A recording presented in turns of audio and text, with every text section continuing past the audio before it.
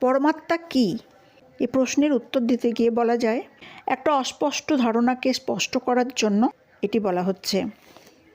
অখিলং আধারং, নিখিল সৃষ্টির আধারকে, চরাচরাত্মক সৃষ্টির বিবর্তনাধিষ্ঠানকে। তাহলে তো তাকে দেখা যেত। উত্তরে বলা হচ্ছে, অবাং মনস্গোচরম, না, তিনি বাক্য মনের অগোচর। বাক্য তাকে প্রকাশ করতে পারে না, মন তাকে ধারণা করতে পারে না। ইন্দ্রিয় মনের বিষয় তিনি নন। ইন্দ্রিয় মনের বিষয় যে বস্তু নয় তা তাহলে অসৎ? না, তিনি অসৎ নন, সৎ। জগৎরূপ ভ্রমের অধিষ্ঠান তিনি, তা আছেই। তাহলে জগতের কারণ বলে তিনি জড়? না, চিৎ। তিনিই শুদ্ধ চৈতন্য, তার চৈতন্যই জগৎ প্রকাশিত হয়, আছে বলে বোধ হয়। তাহলেও মানুষের আকর্ষণ হচ্ছে আনন্দে।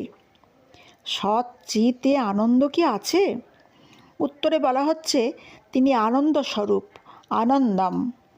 আচ্ছা, প্রশ্ন হতে পারে, অধিষ্ঠান সৎ চিত আনন্দস্বরূপ ব্রহ্ম তাহলে অনেক, কারণ জগৎকে ভিন্ন ভিন্ন খণ্ড খণ্ড দেখায়? তার উত্তরে বলা হলো, অখণ্ডং, অর্থাৎ সজাতীয় বিজাতীয় স্বগত ভেদশূন্য ব্রহ্ম। অতএব ব্রহ্মই সকল সৃষ্টিতে ব্যাপ্ত বলে জীবদেহে যে আত্মা, সেই ব্রহ্ম।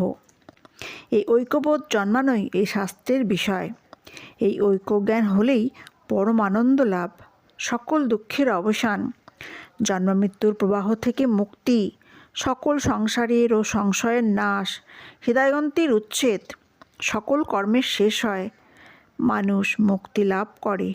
এই মুক্তি পরম পুরুষার্থ।